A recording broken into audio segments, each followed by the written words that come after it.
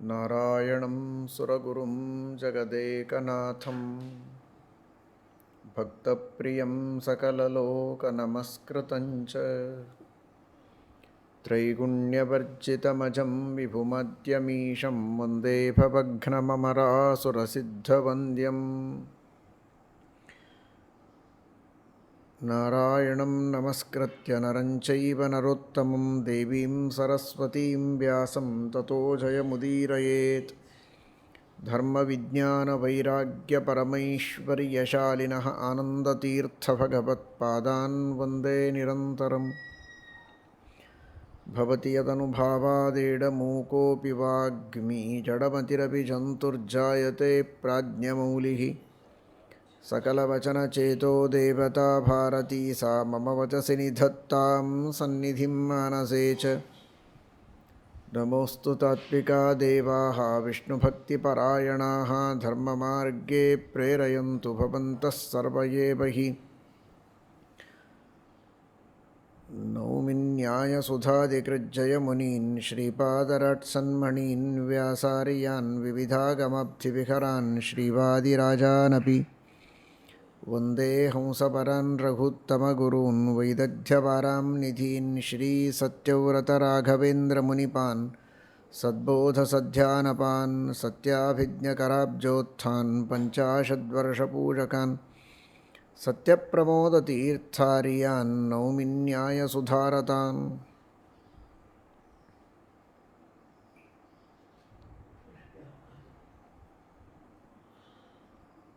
ಶ್ರೀಕೃಷ್ಣ ಪರಮಾತ್ಮನ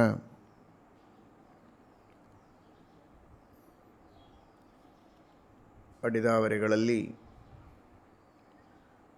ನಮನವನ್ನು ಸಲ್ಲಿಸಿ ಯುಧಿಷ್ಠಿರ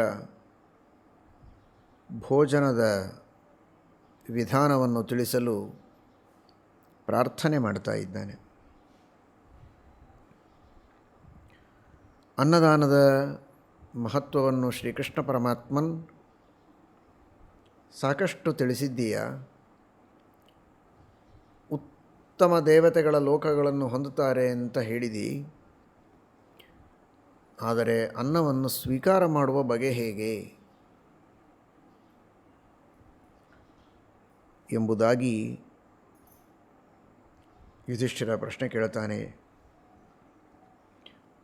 ಏಕಾದಶಿಯ ಪರಮ ಪವಿತ್ರವಾದ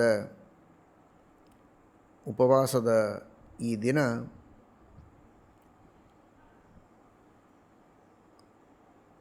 ಯಾವ ರೀತಿ ಆಹಾರವನ್ನು ಸ್ವೀಕರಿಸಬೇಕು, ಪಾರಣೆಯ ದಿನದಿಂದ ಆರಂಭ ಮಾಡಿಕೊಂಡು ನಿತ್ಯವೂ ಯಾವ ರೀತಿಯ ಆಹಾರವನ್ನು ಸ್ವೀಕರಿಸಬೇಕು ಅಂತ ಕೃಷ್ಣನ ಮಾತಿನಲ್ಲಿ ನಾವು ತಿಳಿಯಬೇಕಾಗಿದೆ. ಭೋಜನಸ್ಯ ದ್ವಿಜಾತೀನಾಂ ವಿಧಾನಂ ಶೃಣು ಪಾಂಡವ. ಬ್ರಾಹ್ಮಣರು, ಕ್ಷತ್ರಿಯರು, ವೈಶ್ಯರು ಈ ಎಲ್ಲ ದ್ವಿಜಾತಿಗಳು ಭೋಜನದ ವಿಧಾನವನ್ನು ಚೆನ್ನಾಗಿ ತಿಳಿದುಕೊಂಡು ಭೋಜನವನ್ನು ಮಾಡಬೇಕು. ಭೋಜನದ ಅವಶ್ಯಕತೆ ಎಲ್ಲರಿಗೂ ಇದೆ. ವಿಶೇಷವಾಗಿ ಭೋಜನದ ನಿಯಮಗಳನ್ನು ಪರಿಪಾಲನೆ ಮಾಡಬೇಕಾದ್ದು ಇವರಿಗೆ ಅಗತ್ಯ.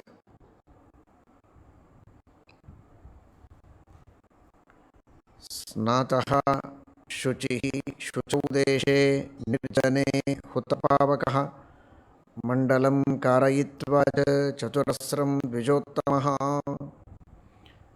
ಸ್ನಾನವಿಲ್ಲದೆ ಆಹಾರವನ್ನು ಸ್ವೀಕರಿಸಬಾರದು. ಆಹಾರವನ್ನು ಸ್ವೀಕರಿಸುವಾಗ ಆಹಾರ ಶುದ್ಧವಾಗಿರಬೇಕು, ಇವನ ಶರೀರವೂ ಶುದ್ಧವಾಗಿರಬೇಕು. ಆಹಾರ ಅಶುದ್ಧವಾಗಿದ್ದರೂ ಇವನಲ್ಲಿ ರೋಗಾಣುಗಳು ಹೋಗುವುದಕ್ಕೆ ಸಾಧ್ಯತೆ ಇದೆ. ಇವನ ಶರೀರ ಅಶುದ್ಧವಾಗಿದ್ದರೂ ಇವನ ಶರೀರದಲ್ಲಿ ರೋಗಾಣುಗಳ ಪ್ರವೇಶಕ್ಕೆ ಸಾಧ್ಯತೆ ಇದೆ ಎನ್ನುವುದಕ್ಕೋಸ್ಕರ ಯಾವುದೇ ಆಹಾರವನ್ನು ಸ್ವೀಕರಿಸುವ ಮೊದಲು ಸ್ನಾನ ಇದು ಕಡ್ಡಾಯ ಎಂಬುದಾಗಿ ಕೃಷ್ಣ ಪರಮಾತ್ಮ ಹೇಳ್ತಾ ಇದ್ದಾನೆ. ಕೈ ಕಾಲುಗಳೆಲ್ಲ ಶುದ್ಧವಾಗಿರಬೇಕು ಅನ್ನುವುದು ಸತ್ಯ. ಅದರ ಜೊತೆಗೆ ಸ್ನಾನವನ್ನು ಮಾಡಿರಲೇಬೇಕು. ಬರೀ ಕೈಕಾಲುಗಳನ್ನು ತೊಳೆದರೆ ಸಾಲದು. ಸ್ನಾತಃ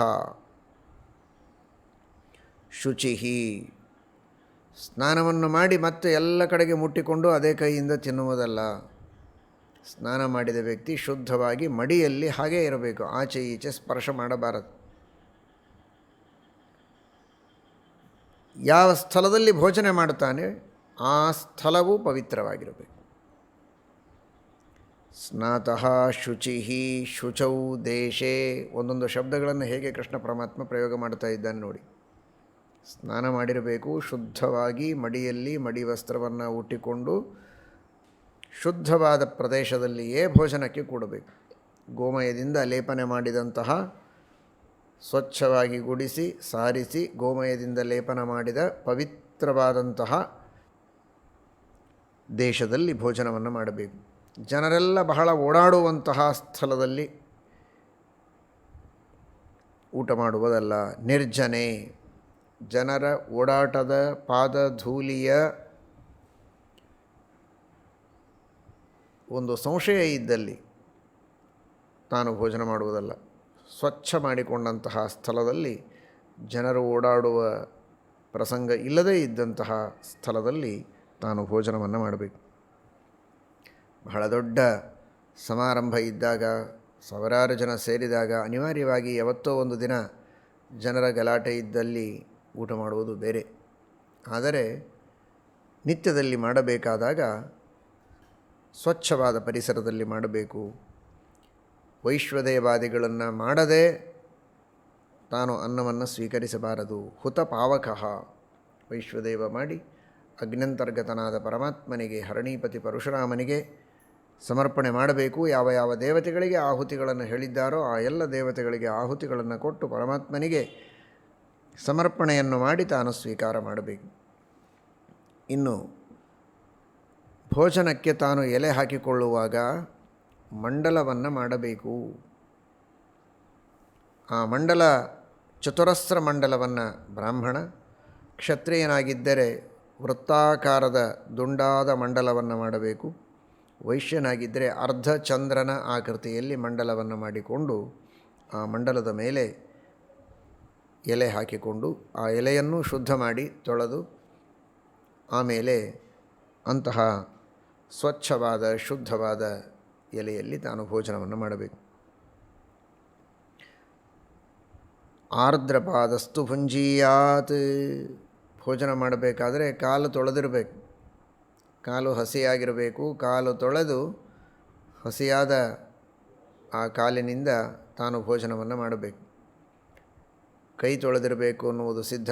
ಮುಖವನ್ನು ಪಂಚಾರ್ದ್ರಃ, ಮುಖ, ಎರಡು ಕೈಗಳು, ಎರಡು ಕಾಲು ಇವಿಷ್ಟನ್ನು ತೊಳೆದುಕೊಂಡು ಹಸಿಯಾದ ಕೈ ಕಾಲು ಬಾಯಿಗಳಿಂದ ಸಹಿತನಾಗಿ ತಾನು ಭೋಜನವನ್ನು ಮಾಡಬೇಕು. ಪಾದಾಭ್ಯಾಂ, ಆ ಹಸಿಯಾದ ಪಾದ ಇರಬೇಕು ಅನ್ನುವುದರ ಅಭಿಪ್ರಾಯ, ಆಗ ನಾನು ತೊಳೆದಿದ್ದೆ, ಮನೆಯಿಂದ ಹೊರಟಾಗಲೇ ತೊಳೆದಿದ್ದೆ ಅಥವಾ ಒಂದು 2 ಗಂಟೆ ಮೊದಲೇ ತೊಳೆದಿದ್ದೆ ಅಂತ ಹೀಗೆಲ್ಲ ಕಾರಣ ಹೇಳಬಾರದು. ತೊಳೆದು ಕೂಡಲೇ ಊಟಕ್ಕೆ ಕೂಡಬೇಕು ಅನ್ನುವುದರಲ್ಲಿ ತಾತ್ಪರ್ಯ. ಕೈ ಕಾಲು ಬಾಯಿಗಳನ್ನು ತೊಳೆದುಕೊಂಡು ಇನ್ನೂ ಅವುಗಳು ಹಸಿ ಇರುವಾಗಲೇ ತಾನು ಭೋಜನಕ್ಕೆ ಕೂಡಬೇಕು. ಅಷ್ಟು ಪರಿಶುದ್ಧತೆಯನ್ನು ಕಾಪಾಡಿಕೊಳ್ಳಬೇಕು ಅಂತನ್ನುವುದರಲ್ಲಿ ತಾತ್ಪರ್ಯ. ಶ್ರೀಕೃಷ್ಣ ಪರಮಾತ್ಮ ಎಲ್ಲ ಭಕ್ತರಿಗೆ ಹೇಗೆ ಉಪದೇಶ ಮಾಡ್ತಾ ಇದ್ದಾನೆ ನೋಡಿ. ಸ್ವಾಮಿ ಭಗವಂತ ಜಗನ್ನಿಯಾಮಕನಾದ ಪರಮಾತ್ಮನಿಗೆ ಇದೆಲ್ಲ ಯಾಕೆ ಬೇಕು ಹೇಳಿ. ಸ್ವಂತ ಮಕ್ಕಳಿಗೆ ತಂದೆ ತಾಯಿ ಆಪ್ತರಾದ ವೈದ್ಯರು ಸಲಹೆ ಸೂಚನೆಗಳನ್ನು ಕೊಟ್ಟು ಆರೋಗ್ಯವನ್ನು ಕಾಪಾಡುವುದಕ್ಕೆ ವಿಶೇಷವಾಗಿ ಗಮನ ಹರಿಸುವ ರೀತಿಯಲ್ಲಿ ಸಕಲ ಜೀವರಾಶಿಗಳ ತಂದೆ ತಾಯಿ ಗುರು ವೈದ್ಯ ವೇದ್ಯೋ ವೈದ್ಯ ಸದಾಯೋಗಿ ಎಲ್ಲವೂ ಆಗಿರುವಂತಹ ಭಗವಂತ ಅಷ್ಟು ಪ್ರೀತಿಯಿಂದ ಕಾಳಜಿಯಿಂದ ಈ ಎಲ್ಲ ನಿಯಮಗಳನ್ನು ತಿಳಿಸಿಕೊಡ್ತಾ ಇದ್ದಾನೆ. ಮಹಾಭಾರತದ ವ್ಯಾಪಕತೆಯನ್ನು ಗಮನಿಸಿ. ಮಹಾಭಾರತ ಇದು ಕೇವಲ ಪಾಂಡವರ ಕಥೆಯನ್ನು ಹೇಳಲಿಲ್ಲ. ಮಹಾಭಾರತ ಕೇವಲ ಅನೇಕ ರಾಜರುಗಳ ಇತಿಹಾಸಗಳನ್ನು ಹೇಳಲಿಲ್ಲ. ಋಷಿಮುನಿಗಳ ಕಥೆಗಳನ್ನು ಹೇಳಿ ಮುಗಿಸಲಿಲ್ಲ. ದೇವರ ಲೀಲೆಗಳನ್ನು ಮಾತ್ರ ವರ್ಣನೆ ಮಾಡಲಿಲ್ಲ. ಯಾವ ರೀತಿ ನಿತ್ಯದ ಆಚರಣೆ ಇರಬೇಕು, ಹೇಗೆ ಮಲಗಬೇಕು, ಹೇಗೆ ಏಳಬೇಕು, ಹೇಗೆ ಊಟ ಮಾಡಬೇಕು, ಹೇಗೆ ಶೌಚವನ್ನು ಮಾಡಿಕೊಳ್ಳಬೇಕು, ಯಾವ ರೀತಿ ವ್ಯವಹಾರವನ್ನು ಮಾಡಬೇಕು, ಯಾವ ರೀತಿ ಸಂಸ್ಕಾರಗಳನ್ನು ಇಟ್ಟುಕೊಳ್ಳಬೇಕು ಅನ್ನುವುದನ್ನು ಮೊದಲು ಮಾಡಿಕೊಂಡು ಪರಬ್ರಹ್ಮನ ಜ್ಞಾನವನ್ನು ಮಾಡಿಕೊಳ್ಳುವುದು ಹೇಗೆ, ಪರಮಾತ್ಮನ ಸಾಕ್ಷಾತ್ಕಾರ ಹೇಗೆ ಮಾಡಿಕೊಳ್ಳಬೇಕು, ಮೋಕ್ಷವನ್ನು ಹೇಗೆ ಹೊಂದಬೇಕು ಅನ್ನುವುದರವರೆಗೆ ಎಲ್ಲ ವಿಷಯಗಳನ್ನೂ ಸ್ಪರ್ಶ ಮಾಡಿ ಎಲ್ಲ ವಿಷಯಗಳ ಬಗ್ಗೆಯೂ ಆದೇಶವನ್ನು ಮಾಡಿದಂತಹ ಶ್ರೇಷ್ಠವಾದ ಗ್ರಂಥ ಇದು ಮಹಾಭಾರತ. ಅದಕ್ಕಾಗಿಯೇ ಯದಿಹಾಸ್ತಿ ತದನ್ಯತ್ರ ಯನ್ನೇಹಾಸ್ತಿ ನ ಕುತ್ರಚಿತ್ ಅಂತ ಹೇಳಿತು. ಧರ್ಮಾರ್ಥ ಕಾಮ ಮೋಕ್ಷಗಳಿಗೆ ಸಂಬಂಧಪಟ್ಟ ಎಲ್ಲ ವಿಷಯಗಳನ್ನೂ ತಿಳಿಸಿ ಮನುಷ್ಯನ ಸರ್ವಾಂಗೀಣ ಉನ್ನತಿಯನ್ನು ತಿಳಿಸಲು ಹೊರಟಂಥದ್ದು ಮಹಾಭಾರತ. ಪಾದಾಭ್ಯಾಂ ಧರಣೀಂ ಸ್ಪೃಷ್ಟ್ವಾ, ತನ್ನ ಎರಡೂ ಪಾದಗಳನ್ನು ಭೂಮಿಯ ಮೇಲೆ ಇಟ್ಟುಕೊಂಡು ಭೋಜನವನ್ನು ಮಾಡಬೇಕು. ಪಾದೇನೈಕೇನ ವಾ ಪುನಃ, ಒಂದಾದರೂ ಪಾದ ಭೂಮಿಗೆ ಸ್ಪರ್ಶವಾಗಿರಬೇಕು.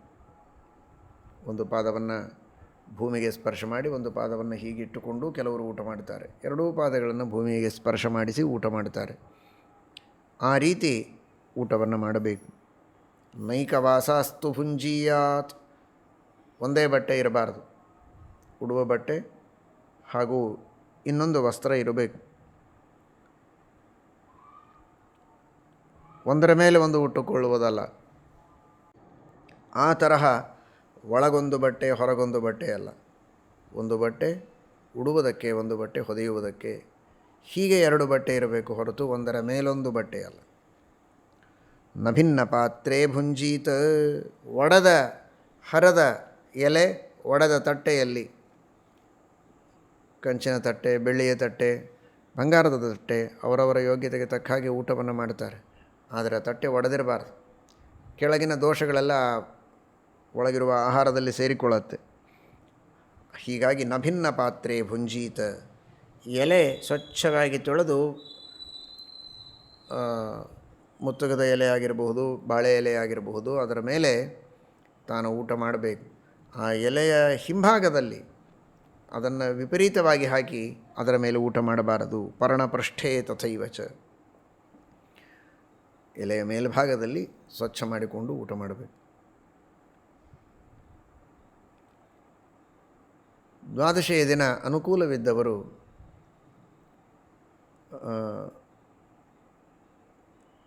ಬೇರೆ ಬೇರೆ ಹಲಸಿನ ಎಲೆ ಅಥವಾ ಬಾದಾಮಿಯ ಎಲೆ, ಈ ಥರ ಯಾವ ಬೇರೆ ಎಲೆಗಳು ಸಿಗುತ್ತೋ ಅವುಗಳನ್ನು ಜೋಡಿಸಿಕೊಂಡು ಅದರಲ್ಲಿ ಊಟ ಮಾಡುವುದು ಉತ್ತಮ. ಬಾಳೆ ಎಲೆಯಲ್ಲಿ, ಮುತ್ತುಗದ ಎಲೆಯಲ್ಲಿ ದ್ವಾದಶಿ ದಿನ ಮಾತ್ರ ಭೋಜನವನ್ನು ಮಾಡಬಾರದು ಅಂತಿದೆ. ಇನ್ನುಳಿದ ದಿನ ಆ ಎಲೆಗಳಲ್ಲಿ ಭೋಜನವನ್ನು ಮಾಡಬಹುದು ಸ್ವಚ್ಛವಾಗಿ ತೊಳೆದುಕೊಂಡು. ರಂಭಾಪತ್ರೆ ಪಲಾಶೇಚ ಯೋ ಭುಂಕ್ತೆ ದ್ವಾದಶಿ ದಿನೇ ಸಪ್ತಜನ್ಮ ಕೃತಂ ಪುಣ್ಯಂ ತತ್ಕ್ಷಣಾದೇವ ನಶ್ಯತಿ ಎಂಬುದಾಗಿ ತಿಳಿಸಿದ್ದರಿಂದ ಆದಷ್ಟು ಪ್ರಯತ್ನಪೂರ್ವಕವಾಗಿ ಬೇರೆ ಎಲೆಗಳನ್ನು ಸಂಪಾದನೆ ಮಾಡುವ ವ್ಯವಸ್ಥೆಯನ್ನು ಇಟ್ಟುಕೊಳ್ಳಬೇಕು. ಅನ್ನಂ ಪೂರ್ವಂ ನಮಸ್ಕುರ್ಯಾತ್, ಬಂದದ್ದೇ ಬಂದು ನನ್ನದೇ ಮನೆ, ನನ್ನ ಹಣದಿಂದ ಮಾಡಿದಂತಹ ಅಡಿಗೆ, ಯಾರದೇನು ಉಪಕಾರ ಅನ್ನೋ ರೀತಿಯಲ್ಲಿ ಅವರನ್ನು ಇವರನ್ನು ಬೈತಾ, ಯಾವ ಕಡೆನೋ ನೋಡ್ತಾ, ಏನೋ ಚೇಷ್ಟೆ ಮಾಡ್ತಾ, ಕುಚೇಷ್ಟೆ ಮಾಡ್ತಾ ಊಟ ಮಾಡುವುದಲ್ಲ. ಇದೊಂದು ಪವಿತ್ರವಾದ ಯಜ್ಞ ಅನ್ನುವ ಅನುಸಂಧಾನ ಇರಬೇಕು. ಜಾಠರಾಗ್ನಿ ಇದೆ ಒಳಗಡೆಗೆ, ವೈಶ್ವಾನರ ನಾಮಕ ಪರಮಾತ್ಮ ಇದ್ದಾನೆ. ಅಹಂ ವೈಶ್ವಾನರೋ ಭೂತ್ವಾ ಪ್ರಾಣಿನಾಂ ದೇಹಮಾಶ್ರಿತಃ ಪ್ರಾಣಾಪಾನ ಸಮಾಯುಕ್ತಃ ಪಚಾಮ್ಯನ್ನಂ ಚತುರ್ವಿಧ. ಆ ಭಗವಂತ ನನ್ನನ್ನು ಸೃಷ್ಟಿ ಮಾಡಿದ ನಂತರ ನನ್ನ ಬದುಕಿಗೆ ಆಹಾರದ ವ್ಯವಸ್ಥೆಯನ್ನು ಮಾಡಿದ. ಉಣ್ಣುವುದಕ್ಕೆ ಬಾಯಿ, ಹಲ್ಲು, ನಾಲಿಗೆ, ಅನ್ನನಾಳ, ಪಚನಕ್ಕೆ ಬೇಕಾದ ಎಲ್ಲ ವ್ಯವಸ್ಥೆ ಹೊಟ್ಟೆಯಲ್ಲಿ, ಇವುಗಳೆಲ್ಲವನ್ನೂ ಮಾಡಿದ. ಹೊರಗೆ ಧಾನ್ಯ ಬೇಯಿಸಿಕೊಡುವುದಕ್ಕೆ ಅಗ್ನಿಯ ಉತ್ಪಾದನೆಗೆ ಕಟ್ಟಿಗೆ, ತಿನ್ನುವುದಕ್ಕೆ ನನಗೆ ಬೇಕಾದಂತಹ ಶರೀರದಲ್ಲಿ ಬೇಕಾದ ಎಲ್ಲ ಅಂಗಗಳು, ಪಚನಕ್ಕೆ ಬೇಕಾದ ಅಂಗಗಳು, ಒಳಗಡೆಗೆ ಆ್ಯಸಿಡ್ಡು,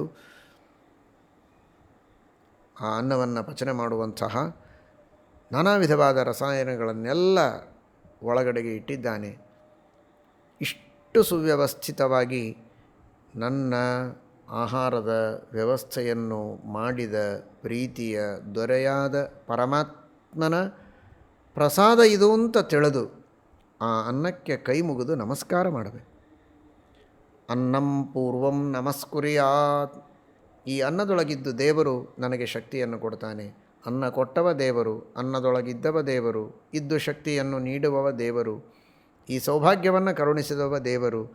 ಅನ್ನಕ್ಕಾಗಿ ಅಲದಾಡುವ ಪರದಾಡುವ ಪ್ರಸಂಗ ಕೊಟ್ಟಿಲ್ಲ. ಸುಲಭವಾಗಿ ಮರ್ಯಾದೆಯಿಂದ ಗೌರವದಿಂದ ಪ್ರೀತಿಯಿಂದ ಅನ್ನವನ್ನು ತಿನ್ನುವ ಸೌಭಾಗ್ಯವನ್ನು ಕೊಟ್ಟ ಆ ದೇವನಿಗೊಂದು ನಮನ ಅಂತ ನಮಿಸಿ ಆಮೇಲೆ ಅನ್ನವನ್ನು ಸ್ವೀಕಾರ ಮಾಡಬೇಕು. ಮೊದಲು ದೇವರ ಪೂಜೆ ನೈವೇದ್ಯ ವೈಶ್ವದೇವಗಳಾಗಿರುತ್ತೆ.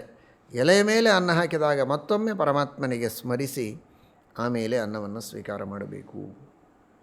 ಪ್ರಹೃಷ್ಟೇನ ಅಂತರಾತ್ಮನ.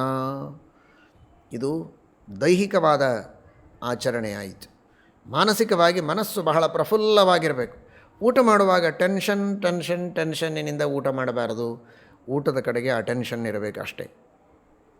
ಯಾವುದೇ ರೀತಿಯ ಮನಸ್ಸಿನ ಗೊಂದಲ, ತುಮುಲ, ಬೇಸರ, ದ್ವೇಷ, ಅಸೂಯೆ, ಜಗಳ, ಯಾರೋ ಅಂದ ಆಡಿದ ಮಾತುಗಳನ್ನು ಮೆಲುಕು ಹಾಕೋದು, ಅವರಿಗೆ ತಾನು ಮಾಡಬೇಕಾದ ಪ್ರತೀಕಾರದ ಸಂಚು ಹಾಕೋದು, ಇದೆಲ್ಲ ಅಲ್ಲ.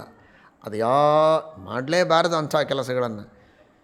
ಯಾವುದನ್ನು ಮನಸ್ಸಿನಲ್ಲಿಟ್ಟುಕೊಳ್ಳದೆ ನಗನಗತ ಪ್ರಹೃಷ್ಟವಾದ ಮನಸ್ಸಿನಿಂದ ಊಟ ಮಾಡಿದರೆ ಅಂತಹ ಅನ್ನ ಇದು ನಿಜವಾಗಿ ಹೊಟ್ಟೆಗೆ ದಕ್ಕತ್ತೆ.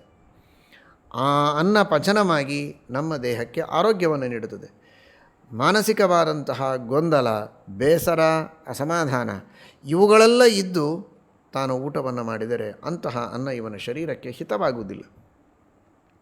ಪ್ರಹೃಷ್ಟೇನ ಅಂತರಾತ್ಮನ. ತಾನು ಪ್ರಸನ್ನವಾದ ಮನಸ್ಸಿನಿಂದ ಊಟ ಮಾಡಬೇಕು. ಯಾವ ಭಗವಂತನ ಪ್ರಸಾದವನ್ನು ಸ್ವೀಕಾರ ಮಾಡ್ತಾ ಇದ್ದಾನೆ ಆ ಪರಮಾತ್ಮ ಇವನ ಮೇಲೆ ಪ್ರಸನ್ನನಾಗಿರಬೇಕು. ಪ್ರಹೃಷ್ಟೇನ ಅಂತರಾತ್ಮನ. ಅಂತರ್ಯಾಮಿಯಾದ ಪರಮಾತ್ಮ ಪ್ರಹೃಷ್ಟನಾಗಿರಬೇಕು. ಅಂತಹ ಪರಮಾತ್ಮನ ಅನುಗ್ರಹವನ್ನು ಪಡೆದು ಊಟ ಮಾಡಬೇಕು. ಆ ಪರಮಾತ್ಮನ ಆದೇಶವನ್ನು ಉಲ್ಲಂಘನೆ ಮಾಡಿ ಪರಮಾತ್ಮನ ಆಜ್ಞೆಯ ರೂಪದಲ್ಲಿರುವ ಶ್ರುತಿ ಸ್ಮೃತಿಗಳಲ್ಲಿ ಹೇಳಿದ ಕರ್ತವ್ಯ ಕರ್ಮಗಳನ್ನು ಮಾಡದಂತೆ ಇವನು ಊಟ ಮಾಡ್ತಾ ಇದ್ದರೆ ಅವನು ಕುಪಿತನಾಗಿರ್ತಾನೆ, ಒಳಗಿದ್ದ ದೇವರು. ಆ ದೇವರ ಕೋಪಕ್ಕೆ ಗುರಿಯಾಗಿ ನಾವು ಊಟ ಮಾಡಿದರೆ ಪ್ರಯೋಜನ ಇಲ್ಲ. ಪ್ರಹೃಷ್ಟೇನ ಅಂತರಾತ್ಮನ. ಒಳಗಿದ್ದ ಅಂತರ್ಯಾಮಿಯಾದ ಪರಮಾತ್ಮನ ಸಂತೋಷವನ್ನು ಪಡಿಸಿರಬೇಕು. ಇವನ ಮನಸ್ಸು ಪ್ರಹೃಷ್ಟವಾಗಿರಬೇಕು. ಆ ಅವಸ್ಥೆಯಲ್ಲಿ ಇವನು ಒಂದೊಂದು ತುತ್ತನ್ನು ಇಟ್ಟರೆ ಅದು ಅಮೃತ, ಇಲ್ಲದಿದ್ದರೆ ಅದು ವಿಷ. ನಾಣ್ಯದಾಲೋಕಯೇದನ್ನಾತ್ ನ ಜುಗುಪ್ಸೇತ ತತ್ಪರಃ. ಅನ್ನವನ್ನು ಬಿಟ್ಟು ಆಚೆ ಈಚೆ ಇನ್ನೇನು ನೋಡಬಾರ್ದು. ಮನಸ್ಸು ಪ್ರಹೃಷ್ಟವಾಗಿರಬೇಕು, ಏಕಾಗ್ರತೆ ಇರಬೇಕು. ಇದೊಂದು ಯಜ್ಞ. ಒಂದೊಂದು ತುತ್ತು ತಿನ್ನುವಾಗ ಆ ದೇವರು ಸೃಷ್ಟಿ ಮಾಡಿದಂತಹ ಏನಪ್ಪ ಇದು ದೊಡ್ಡ ಅನುಗ್ರಹ ಅಂತ ನೆನೆಸ್ತಾ ಇರಬೇಕು. ಅದರ ಶುದ್ಧಿಯನ್ನು ಗಮನಿಸ್ತಾ ಇರಬೇಕು. ಯಾವುದೇ ರೀತಿಯ ಧೂಳಿಯ ಕಣಗಳು, ಹುಳ ಇತ್ಯಾದಿಗಳು ಬಿದ್ದಿಲ್ಲ, ಶುದ್ಧವಾಗಿದೆ ಎನ್ನುವುದನ್ನು ಕಣ್ಣಿನಿಂದ ನೋಡ್ತಾ ಗಮನಿಸ್ತಾ ಆ ಪವಿತ್ರವಾದ ಅನ್ನವನ್ನು ತಾನು ಬಾಯಿಯಲ್ಲಿ ಹಾಕಿ 32 ಬಾರಿ ಅಗದು ಅದನ್ನು ಸ್ವೀಕರಿಸಬೇಕು. ನೀರನ್ನು ತಿನ್ನಬೇಕು, ಅನ್ನವನ್ನು ಕುಡಿಯಬೇಕಂತೆ. ಅರ್ಥಾತ್ ನೀರು ಕುಡಿಯಬೇಕಾದರೆ ಘಟಘಟ ಅಂತ ಕುಡಿದು ಮುಗಿಸುವುದಲ್ಲ, ನಿಧಾನವಾಗಿ ಸ್ವಲ್ಪ ಸ್ವಲ್ಪ ಆ ಬಾಯಿಯಲ್ಲಿರುವ ರಸದ ಜೊತೆಗೆ ನೀರು ಹೋಗಬೇಕು. ಅಂತಹ ನೀರು ಪಾಚಕವಾಗತ್ತೆ. ಅನ್ನವನ್ನು ಗುಳುಗುಳು ನುಂಗುವುದಲ್ಲ, ಅದನ್ನು ಚೆನ್ನಾಗಿ ಅಗದು ರಸ ಮಾಡಿಕೊಂಡು ಅನ್ನ ಕುಡಿಯುವ ರೀತಿಯಲ್ಲಿ ಆಗಿರಬೇಕು. ಆ ರೀತಿ ನಿಧಾನವಾಗಿ ಒಂದೊಂದು ತುತ್ತು ತಿಂದಾದ ಮೇಲೆ ಭಗವಂತನ ನಾಮವನ್ನು ಉಚ್ಚರಿಸಬೇಕು. ಗೋವಿಂದ ಗೋವಿಂದ ಗೋವಿಂದ ಎಂಬುದಾಗಿ ಸ್ಮರಣೆ ಮಾಡಬೇಕು. ಗೋ ಎಂಬ ಶಬ್ದಕ್ಕೆ ಕಿರಣಗಳು ಅಂತ ಅರ್ಥ ಇದೆ. ಸೂರ್ಯನ ಕಿರಣಗಳು, ಚಂದ್ರನ ಕಿರಣಗಳು. ಆ ಸೂರ್ಯ ಚಂದ್ರರ ಕಿರಣಗಳಿಂದಲೇ ವನಸ್ಪತಿಗಳು ಬೆಳೆಯುತ್ತೆ. ಆ ಕಿರಣಗಳನ್ನು ಕೊಡುವ ಮೂಲಕ ನೀನೆಲ್ಲ ವನಸ್ಪತಿಗಳನ್ನು ಬೆಳೆಸಿದ ದೇವಾಂತ ಆ ಗೋವಿಂದನ ಸ್ಮರಣೆಯನ್ನು ಮಾಡಬೇಕು. ಗೋ ಎಂಬ ಶಬ್ದಕ್ಕೆ ಪೃಥ್ವಿ ಅಂತ ಅರ್ಥ ಇದೆ. ಪೃಥ್ವಿಯಲ್ಲಿದ್ದು ಎಲ್ಲ ಧಾನ್ಯಗಳನ್ನು ಬೆಳೆಸಿದ ದೇವ ನೀನು ಅಂತ ಸ್ಮರಿಸಿ ಮತ್ತೆ ತುತ್ತು ಹಾಕಬೇಕು. ಗೋವಿಂದ. ಗೋ ಅಂದರೆ ನೀರು ಅಂತ ಅರ್ಥ. ನೀರಿದ್ದರೆ ಧಾನ್ಯಗಳು ಬೆಳೆಯುತ್ತೆ. ನೀರಿಲ್ಲದೆ ಧಾನ್ಯ ಬೆಳೆಯುವುದೂ ಇಲ್ಲ, ನೀರಿಲ್ಲದೆ ಧಾನ್ಯಗಳನ್ನು ಬೇಯಿಸಲಿಕ್ಕಾಗುವುದೂ ಇಲ್ಲ. ಆ ರೀತಿ ನೀರು ಕೊಟ್ಟು ಮಾಡಿದಂತಹ ದೊಡ್ಡ ಅನುಗ್ರಹ ನಿನ್ನದು ಅಂತ ಗೋವಿಂದ ಎಂಬುದಾಗಿ ಸ್ಮರಣೆ ಮಾಡಬೇಕು. ಸಂಸ್ಕೃತದ ಒಂದು ಗೋ ಎಂಬ ಶಬ್ದ ಎಷ್ಟು ಅರ್ಥಗಳನ್ನು ತಿಳಿಸಿಕೊಡುತ್ತೆ. ಗೋ ಅಂದರೆ ಮಾತುಗಳು ಅಂತ ಅರ್ಥ. ವೇದಗಳು, ಶಾಸ್ತ್ರಗಳು, ನಾನಾ ವಿಧವಾದಂತಹ ಶಾಸ್ತ್ರಗಳಿಂದ, ಸಕಲ ಸಚ್ಛಾಸ್ತ್ರಗಳಿಂದಲೂ ಪ್ರತಿಪಾದ್ಯನಾದ ಸ್ವಾಮಿ ನೀನು. ಈ ಉಂಡ ಅನ್ನದ ಪಚನ ಆಗುವುದು ಹಾಳು ಹರಟೆಯಿಂದ ಆಗುವುದು ಬೇಡ. ಶಾಸ್ತ್ರಗಳ ಅಧ್ಯಯನದಿಂದ, ಶಾಸ್ತ್ರಗಳ ಶ್ರವಣದಿಂದ, ದೇವರ ನಾಮಗಳ ಉಚ್ಚಾರಣದಿಂದ, ಪಾರಾಯಣದಿಂದ ಉಂಡ ಅನ್ನ ಪಚನ ಆಗಲಿ. ಹಾಗೆ ಅನುಗ್ರಹ ಮಾಡು ಸ್ವಾಮಿ, ಸರ್ವಶಾಸ್ತ್ರ ಪ್ರತಿಪಾದ್ಯನಾದ ಪರಮಾತ್ಮ. ಗೋವಿಂದ ಗೋವಿಂದ ಗೋವಿಂದ. ಎಷ್ಟೆಲ್ಲ ಜನ ಮಾತನಾಡಿದ್ದಕ್ಕೆ ಈ ಅನ್ನ ಇವತ್ತು ನನಗೆ ಸಿಗ್ತಾ ಇದೆ. ನಾನು ಮಾತನಾಡಿದೆ, ಇನ್ನನೇಕ ಜನರು ಮಾತನಾಡಿದರು, ದುಡಿದರು, ಕಷ್ಟಪಟ್ಟರು, ಎಲ್ಲೆಲ್ಲಿಯೋ ಸುತ್ತಾಡಿ ಬಂದರು. ಅಷ್ಟೆಲ್ಲ ಮಾಡಿದ್ದಕ್ಕೆ ಇವತ್ತು ಒಂದು ತುತ್ತು ಅನ್ನ ನನ್ನ ಬಾಯಿಯಲ್ಲಿ ಬೀಳ್ತಾ ಇದೆ. ಗೋವಿಂದ. ಉದ್ಯೋಗ ಮಾಡುವ ನಮ್ಮಲ್ಲಿದ್ದು ಮಾತನಾಡಿಸಿ, ಆ ರೈತರು ಅವರೆಲ್ಲ ಮಾತನಾಡಿದ್ದು, ಕೆಲಸದವರ ಜೊತೆಗೆ ಅವರು ಮಾತನಾಡಿದ್ದು, ಪರಸ್ಪರವಾಗಿ ನಿರ್ಣಯ ಮಾಡಿ ಕಷ್ಟಪಟ್ಟು ದುಡಿದು ಬಿತ್ತಿ ಬೆಳೆದು ಇವತ್ತು ಇಲ್ಲಿಗೆ ಬಂದಿದೆ. ಗೋವಿಂದ. ಗೋ ಅಂದರೆ ಇಂದ್ರಿಯಗಳು ಅಂತ ಅರ್ಥ ಇದೆ. ಆ ಎಲ್ಲ ಜನರ, ಒಬ್ಬರಲ್ಲ ಸಾವಿರಾರು ಜನ ಕರ್ಮಕಾರಕರ, ಕೆಲಸ ಮಾಡುವವರ ಇಂದ್ರಿಯಗಳಲ್ಲಿದ್ದು ಪ್ರಚೋದನೆ ಮಾಡಿ ಅವರಿಂದ ಕೆಲಸ ಮಾಡಿಸಿ ಆ ಧಾನ್ಯ ಬೆಳೆಯುವಂತೆ ಮಾಡಿದೆಯಲ್ಲ ಗೋವಿಂದ.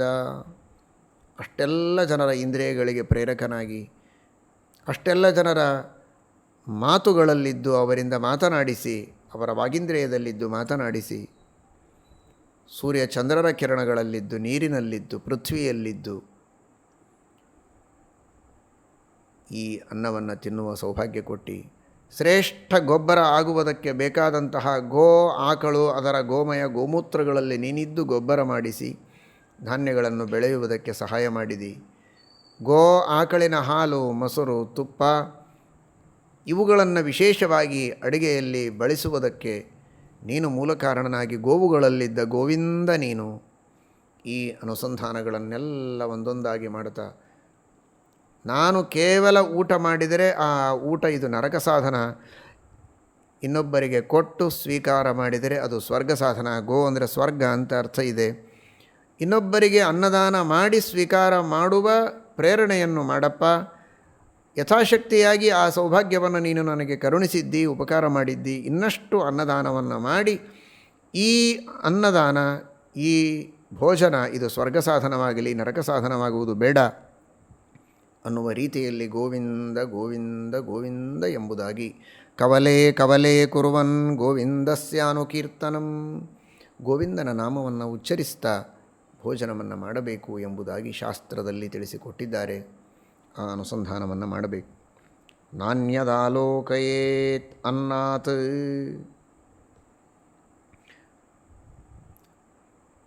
ನಾಣ್ಯದಾಲೋಕಯೇದನ್ನಾತ್. ಅನ್ನವನ್ನು ಬಿಟ್ಟು ಇನ್ನೇನು ನೋಡಬಾರದು ಒಂದರ್ಥ. ಇನ್ನೊಂದರ್ಥ ನಾ ಆಲೋಕಯೇತ್ ಅನ್ನಾದನ್ಯತ್. ಅನ್ನವನ್ನು ಬಿಟ್ಟು ಬೇರೆ ನೋಡಬಾರದು ಅಂತ ಒಂದು ಅರ್ಥ ಆದರೆ, ಅನ್ನವನ್ನು ಅಷ್ಟೇ ನೋಡಿ ಊಟ ಮಾಡಬೇಡಿ. ಅನ್ನಾದನ್ಯತ್ ಆಲೋಕಯೇತ್. ಆ ಅನ್ನದಿಂದ ಅತ್ಯಂತ ವಿಲಕ್ಷಣನಾಗಿ, ಅನ್ನ ಭಿನ್ನನಾಗಿ, ಅನ್ನದೊಳಗೆ ಅಂತರ್ಯಾಮಿಯಾಗಿದ್ದ ದೇವರ ಕಡೆಗೆ ಗಮನ ಕೊಟ್ಟು ಊಟ ಮಾಡೋ. ಬರೀ ಅನ್ನದ ಕಡೆಗೆ ಗಮನ ಕೊಡಬೇಡ. ಎರಡು ಅರ್ಥಗಳು. ಅನ್ನ ಬಿಟ್ಟು ಆಚೆ ಈಚೆ ಎಲ್ಲಿಯೋ ನೋಡ್ತಾ ಏನೋ ಮಾಡ್ತಾ ತಿನ್ನಬೇಡಪ್ಪ. ಅನ್ನದ ಕಡೆಗೆ ಲಕ್ಷ್ಯ ಇರಲಿ. ಇನ್ನೊಂದು ಅನ್ನಾದನ್ಯತ್. ಆ ಜಡವಾದ ಅನ್ನದಿಂದ ವಿಲಕ್ಷಣನಾದಂತಹ, ಲೋಕವಿಲಕ್ಷಣನಾದ, ಲೋಕೋತ್ತರನಾದ ಅನ್ನ ಇದ್ದಾನಲ್ಲ ಒಳಗೆ ಅಂತರ್ಯಾಮಿಯಾಗಿ, ಅವನ ಕಡೆಗೆ ಗಮನ ಕೊಡಬೇಕು ಊಟ ಮಾಡುವ ವ್ಯಕ್ತಿ. ನಾ ಅನ್ನದನ್ಯದ ಆಲೋಕೈ. ಕೇವಲ ಅನ್ನದ ಕಡೆಗೆ ಗಮನ ಕೊಡಬಾರದು, ಅನ್ನ ಕೊಟ್ಟವನ ಕಡೆಗೆ ಗಮನ ಇರಲ್ಲಪ್ಪ. ನಾಣ್ಯದಾಲೋಕಯೇದನ್ನಾತ್ ನ ಜುಗುಪ್ಸೇತ ತತ್ಪರಃ, ಅನ್ನದ ಬಗ್ಗೆ ಹೇಸಿಗೆ ಇರಬಾರ್ದು. ಶುದ್ಧವಾದ ಪರಿಸರದಲ್ಲಿ ಶುದ್ಧವಾದ ಅನ್ನವನ್ನೇ ಪರೀಕ್ಷೆ ಮಾಡಿ ಊಟಕ್ಕೆ ಕುಳಿತಿರಬೇಕು. ಮಾಡುವಾಗ ಪ್ರೀತಿಯಿಂದ ಊಟ ಮಾಡಬೇಕು, ಅದರ ಬಗ್ಗೆ ಹೇಸಿಗೆ ಪಡಬಾರದು. ಹೇಸಿಗೆ ಪಟ್ಟರೆ ಅದು ರಾಕ್ಷಸರು ಸ್ವೀಕಾರ ಮಾಡುತ್ತಾರೆ. ಅಪವಿತ್ರವಾದ ಅನ್ನವನ್ನೇ ತಿನ್ನಲೇಬಾರದು, ಪವಿತ್ರವಾದದ್ದನ್ನೇ ತಿನ್ನಬೇಕು, ತಿನ್ನುವಾಗ ಪ್ರೀತಿಯಿಂದಲೇ ತಿನ್ನಬೇಕು. ಜುಗುಪ್ಸಿತಂಚ ಯಚ್ಚ ಅನ್ನಂ ರಾಕ್ಷಸ ಏವ ಭುಂಜತೆ. ಪಾತ್ರೆಯನ್ನು ಇಟ್ಟುಕೊಂಡಿರಬೇಕು, ನೀರಿನ ಪಾತ್ರೆ, ನೀರು ಕುಡಿಯುವ ಪಾತ್ರೆ ಬೇರೆ, ಪರಿಶೇಚನ ಮಾಡುವುದಕ್ಕೋಸ್ಕರ ಅಂತ ಬೇರೆ ಇಡಬೇಕು. ತಾನು ಆಪೋಷಣಕ್ಕೆ ಅಂತ ಬೇರೆ ಪಾತ್ರೆಯನ್ನು ಇಟ್ಟುಕೊಂಡಿರಬೇಕು. ಪಾಣಿನ ಜಲ ಮುದ್ಧೃತ್ಯ, ಕೈಯಲ್ಲಿ ನೀರನ್ನು ಉದ್ಧರಣ ಮಾಡಿ ಒಂದು ಪಾತ್ರೆಯಿಂದ ತೆಗೆದುಕೊಂಡು ಅದನ್ನು ಈ ರೀತಿ ಪರಿಶೇಚನ ಮಾಡಬೇಕು. ಈಶಾನ್ಯ ದಿಕ್ಕಿನಿಂದ ಪ್ರಾರಂಭ ಮಾಡಿ ಮತ್ತೆ ಈಶಾನ್ಯ ದಿಕ್ಕಿಗೆ ಮುಗಿಸಬೇಕು. ಪೂರ್ವ ದಿಕ್ಕಿನ ಈಶಾನ್ಯ ಭಾಗದಿಂದ ಪ್ರಾರಂಭ ಮಾಡಿ ಪರಿಶೇಚನವನ್ನು ಮಾಡಬೇಕು. ಆಮೇಲೆ ಇನ್ನೊಂದು ಪಾತ್ರೆಯಲ್ಲಿರುವಂತಹ ಜಲವನ್ನು ತಾನು ಆಪೋಷಣ ಸ್ವೀಕಾರ ಮಾಡಬೇಕು. ತೀರ್ಥವನ್ನು ಸ್ವೀಕರಿಸಿ ಅದನ್ನು ಮಂತ್ರಪೂರ್ವಕವಾಗಿ ಆಪೋಷಣವನ್ನು ಸ್ವೀಕಾರ ಮಾಡಬೇಕು. ಈ ಆಪೋಷಣ ಹಿಂದೆ ದೇವತೆಗಳು ಎಲ್ಲರೂ ಕೂಡ ತಾವು ಪರಮಾತ್ಮನನ್ನು ಉಪಾಸನೆ ಮಾಡಿ ದೈತ್ಯರನ್ನು ಗೆಲ್ಲಬೇಕು ಅಂತ ಪ್ರಯತ್ನ ಮಾಡಿದಾಗ ಸಾಧ್ಯವಾಗಿಲ್ಲ. ಬೇರೆ ಬೇರೆ ದೇವತೆಗಳಲ್ಲಿ ಉಪಾಸನೆ ಮಾಡಿದರೂ ಸಾಧ್ಯವಾಗದೆ ಕೊನೆಗೆ ವಾಯುದೇವರಲ್ಲಿ ಪರಮಾತ್ಮನ ಉಪಾಸನೆ ಮಾಡಿದಾಗ ಪರಮಾತ್ಮ ಪ್ರಸನ್ನನಾಗಿ ಅವರಿಗೆ ವಿಜಯವನ್ನು ಕೊಡ್ತಾನೆ. ಎಲ್ಲ ದೇವತೆಗಳಲ್ಲಿ ವಾಯುದೇವರು ಉತ್ತಮರು ಅಂತನ್ನುವುದು ಗೊತ್ತಾಗತ್ತೆ. ದೇವತೆಗಳೆಲ್ಲ ಹೇಳ್ತಾರೆ, ನೀವು ನಮಗೆಲ್ಲರಿಗಿಂತಲೂ ಉತ್ತಮರು, ನೀವು ಮಾಡಿದ ಉಪಕಾರ ಬಹಳ, ಅದಕ್ಕಾಗಿ ನಾವು ನಿಮಗೊಂದು ಅಲ್ಪ ಸೇವೆಯನ್ನು ಸಲ್ಲಿಸ್ತೇವೆ ಅಂತ. ಏನು ಸೇವೆ ಅಂದರೆ, ನಿತ್ಯವೂ ನಿಮಗೆ ಅನ್ನ ಹಾಗೂ ವಸ್ತ್ರಗಳನ್ನು ನಾವು ಸಮರ್ಪಣೆ ಮಾಡ್ತೇವೆ. ನಾವೇನು ಮಾಡೋದು? ನೀವೇ ದೇವತೋತ್ತಮರು, ನೀವು ಕೊಟ್ಟದ್ದನ್ನು ನಾವು ಸ್ವೀಕಾರ ಮಾಡ್ತೇವೆ. ಸಿದ್ಧಮೇವಾನ್ನ ವಸ್ತ್ರಾದ್ಯಂ ವಿಷ್ಣೋ ಸ್ವಾತಂತ್ರ್ಯತ ಸದಾ ಸ್ವಾರ್ಥಂ ಸಮರ್ಪಯೇದ್ವಿಷ್ಣೌ ಯಥಾ ಪ್ರಾಣೇ ಸುರಾಃ ಪುರಾ. ನೀವೆಲ್ಲ ನಿತ್ಯದಲ್ಲಿ ಉಣ್ಣುವ ಅನ್ನವನ್ನು ದೇವರಿಗೆ ಸಮರ್ಪಿಸಿ ಸ್ವೀಕರಿಸಿ, ಉಡುವ ವಸ್ತ್ರವನ್ನು ದೇವರಿಗೆ ಸಮರ್ಪಣೆ ಮಾಡಿ ಸ್ವೀಕರಿಸಿ ಅಂತ ಹೇಳುವಾಗ ಉದಾಹರಣೆ ಕೊಡ್ತಾರೆ. ಹೇಗೆ ಅಂದರೆ, ದೇವತೆಗಳು ಹೇಗೆ ವಾಯುದೇವರಿಗೆ ಹಿಂದೆ ಸಮರ್ಪಣೆ ಮಾಡಿದರೋ ಹಾಗೆ. ವಾಯುದೇವರಿಗೆ ವಸ್ತ್ರ ಇರಲಿಲ್ವಾ, ಅನ್ನ ಇರಲಿಲ್ವಾ, ಎಲ್ಲವೂ ಅವರದೇ. ಆದರೂ ದೇವತೆಗಳು ತಮ್ಮ ಕರ್ತವ್ಯ ಅಂತ ಯಾವ ರೀತಿ ಸಮರ್ಪಣೆ ಮಾಡಿದರೋ ಹಾಗೆ ನೀವೆಲ್ಲರೂ ಮಾಡಬೇಕು ಅಂತ ಶಾಸ್ತ್ರ ಹೇಳುತ್ತೆ. ಛಾಂದೋಗ್ಯ ಭಾಷ್ಯದಲ್ಲಿ ಶ್ರೀಮದಾಚಾರ್ಯರು ತಿಳಿಸ್ತಾರೆ. ಇಲ್ಲಿ ಏನು ಕೊಟ್ಟರು ವಸ್ತ್ರ ಅಂದರೆ ಬೇರೆ ವಸ್ತ್ರ ಅಲ್ಲ, ಎಲ್ಲ ದ್ವಿಜರು ಭೋಜನದ ಮೊದಲು ಆಪೋಷಣದ ಜಲವನ್ನು ಸ್ವೀಕಾರ ಮಾಡ್ತಾರಲ್ಲ, ಅದೇ ಉಡುವ ವಸ್ತ್ರ. ನಂತರ ಸ್ವೀಕಾರ ಮಾಡ್ತಾರಲ್ಲ ವಸ್ತ್ರ, ಅದೇ ಹೊದೆಯುವ ವಸ್ತ್ರ ವಾಯುದೇವರಿಗೆ ಅಂತ. ವಾಯುದೇವರಿಗೆ ಬೇರೆ ಯಾವ ಅಂಗಡಿಯಿಂದ ವಸ್ತ್ರ ತಂದು ಕೊಡಲಿಲ್ಲ. ಉಪಸ್ತರಣ ಅಪಿಧಾನ ಅಂತ. ಉಪಸ್ತರಣ ಉಡುವ ವಸ್ತ್ರ, ಅಪಿಧಾನ ಹೊದೆಯುವ ವಸ್ತ್ರ.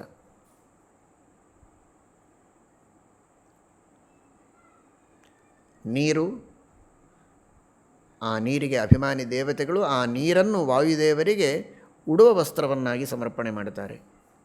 ಅಮೃತ ಉಪಸ್ತರಣಮಸಿ, ವಾಯುದೇವರ ಉಡುವ ವಸ್ತ್ರ ನೀನು ಅಂತ. ಅಮೃತ ಅಪಿಧಾನಮಸಿ, ಆ ವಾಯುದೇವರ ಹೊದೆಯುವ ವಸ್ತ್ರ ನೀನು ಅಂತ. ನೀರನ್ನು ತೆಗೆದುಕೊಂಡು ವಸ್ತ್ರವನ್ನು ಮಾಡಿ ಸ್ವೀಕಾರ ಮಾಡಿ ಅನುಗ್ರಹ ಮಾಡುತ್ತಾರೆ ವಾಯುದೇವರು. ಮಧ್ಯದಲ್ಲಿ ಆ ಅಪೋಷಣದ ನಂತರ ತೆಗೆದುಕೊಳ್ಳುವ ಪಂಚ ಪ್ರಾಣಾಹುತಿಗಳೇನಿವೆ, ಪ್ರಾಣಾಪಾನ ವ್ಯಾನೋದಾನ ಸಮಾನರ ಸ್ಮರಣೆಯನ್ನು ಮಾಡುತ್ತಾ ಸ್ವೀಕರಿಸುವ ಆಹುತಿಗಳು, ಅವುಗಳೇ ವಾಯುದೇವರಿಗೆ ಸಮರ್ಪಣೆ ಮಾಡುವ ಅನ್ನ. ಅಂದರೆ ಅಲ್ರಿ, ಯಾರೋ ಕೊಡೋದನ್ನು ಇವರೇನು ಕೃಷ್ಣಾರ್ಪಣೆ ಹೇಳೋದು ದೇವತೆಗಳು ಅಂತ ಹಾಗೆ ತಿಳಿಯಬೇಡಿ. ನಮಗೆ ಅನ್ನ ನೀರು ಕೊಡುವವರೇ ದೇವತೆಗಳು. ಹೀಗಾಗಿ ನಾವು ತೆಗೆದುಕೊಳ್ಳುವ ನೀರು ಆಪೋಷಣ, ನಾವು ತೆಗೆದುಕೊಳ್ಳುವ ಪ್ರಾಣಾಹುತಿಗಳು ಇದು ದೇವತೆಗಳ ಅನುಗ್ರಹದಿಂದಲೇ, ಇಂದ್ರಾದಿ ದೇವತೆಗಳ ಅನುಗ್ರಹದಿಂದಲೇ ನಾವು ತೆಗೆದುಕೊಳ್ಳೋದು. ಹೀಗಾಗಿ ಆ ಎಲ್ಲ ರುದ್ರಾದಿ ದೇವತೆಗಳು, ಇಂದ್ರಾದಿ ದೇವತೆಗಳು, ಮಹಾನುಭಾವರು ಅನುಗ್ರಹ ಮಾಡಿ ನಮಗೆ ಕೊಟ್ಟದ್ದಕ್ಕಿದೆ ಅಂದಮೇಲೆ ಇದು ನಮ್ಮದಲ್ಲ, ಇದು ಅವರದೇ. ಹೀಗಾಗಿ ಜಗತ್ತಿನಲ್ಲಿ ಯಾವುದೇ ಜೀವರಾಶಿಗಳು ಆಹಾರವನ್ನು ಸ್ವೀಕರಿಸುವ ಮೊದಲು ನಂತರ ಸ್ವೀಕರಿಸುವ ನೀರು ನಿಮಗೆ ವಸ್ತ್ರ, ಅವರು ತೆಗೆದುಕೊಳ್ಳುವ ಪ್ರಾಣಾಹುತಿ ನಿಮಗೆ ನೈವೇದ್ಯ ಅಂತ ಸಮರ್ಪಣೆ ಮಾಡುತ್ತಾರೆ ದೇವತೆಗಳು. ಹೀಗಾಗಿ ಆ ಅನುಸಂಧಾನದಿಂದ ತೆಗೆದುಕೊಳ್ಬೇಕು. ಕಚಪಚ ಕಚಪಚ ಅಂತ ತಿನ್ನಬಾರದು ಆ ಪ್ರಾಣಾಹುತಿಗಳನ್ನು. ಅದರ ರುಚಿಯೇ ಗೊತ್ತಾಗಿರಬಾರದು ನಾಲಿಗೆಗೆ. ಹೇಗಿತ್ತು ಅನ್ನ ಗೊತ್ತಾಗಲಿಲ್ಲ ಅನ್ನಬೇಕು. ಭಾಳ ಚೆನ್ನಾಗಿತ್ತು, ನಾನು ಪ್ರಾಣಾಹುತಿ ತಗೊಳ್ಳುವಾಗಲೇ ಗೊತ್ತಾಗೋದು ನನಗೆ ಅಂತ ಅನ್ನಬಾರ್ದು. ಹಾಗೆ ತಗೊಂಡ್ರೆ ಅದು ಪ್ರಾಣಾಹುತಿ ಅಲ್ಲ.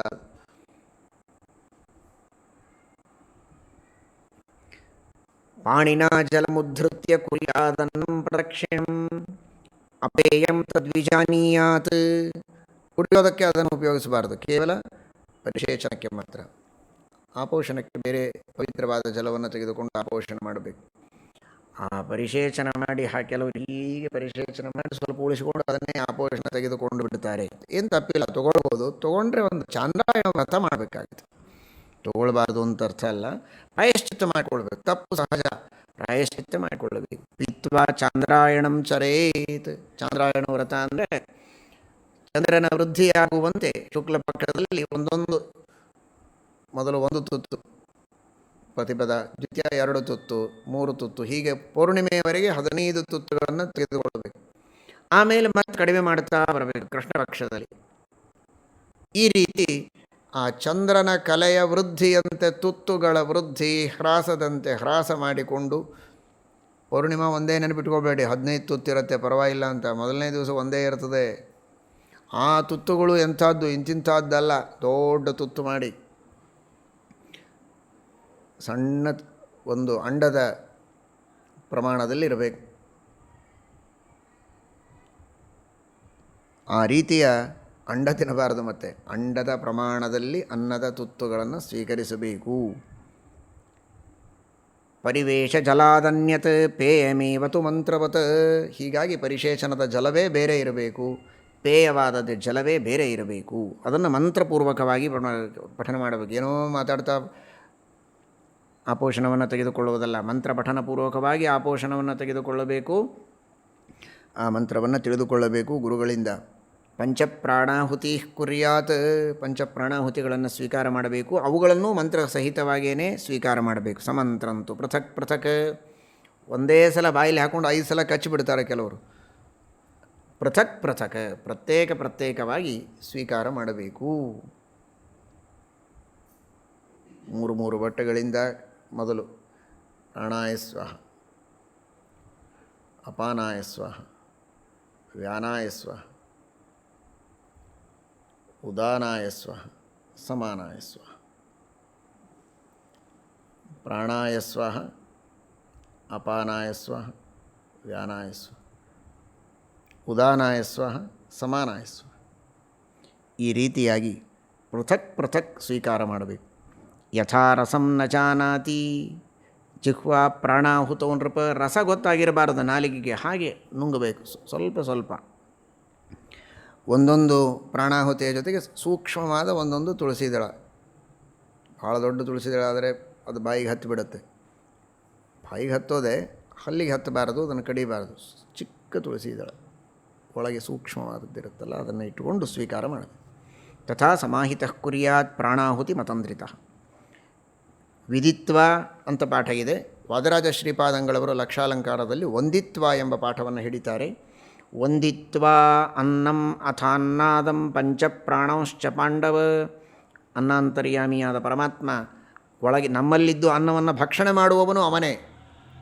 ಸಂಕರ್ಷಣ, ಪ್ರದ್ಯುಮ್ನ ಎಂಬ 2 ರೂಪಗಳಿಂದ ಅನ್ನದಲ್ಲಿದ್ದು ಆ ತೃಪ್ತಿಯನ್ನು ಕೊಡುವ ಶಕ್ತಿಯನ್ನು ಕೊಡ್ತಾನೆ ನಾರಾಯಣ ಮತ್ತು ಅನಿರುದ್ಧ ಎಂಬ ರೂಪದಿಂದ. ಹೊಟ್ಟೆಯಲ್ಲಿ ವಾಸುದೇವ ರೂಪದಿಂದ ಇರ್ತಾನೆ ಪರಮಾತ್ಮ. ಅಂತಹ ಪರಮಾತ್ಮನಿಗೆ ನಮಸ್ಕಾರ ಮಾಡಿ ಆಮೇಲೆ ಮುಂದಿನ ಊಟವನ್ನು ಮಾಡಬೇಕು. ವಂದಿತ್ವ ಅನ್ನಂ ಅಥ ಅನ್ನಾದಂ. ಅದಕ್ಕಾಗಿಯೇ ವಂದೇ ವಂದ್ಯಂ ಸದಾನಂದಂ ವಾಸುದೇವಂ ನಿರಂಜನಂ ಅಂತ ಆ ಪರಮಾತ್ಮನಿಗೆ ನಮಸ್ಕಾರವನ್ನು ಮಾಡಿ ಮತ್ತು ಆಹಾರವನ್ನು ಸ್ವೀಕರಿಸಬೇಕು.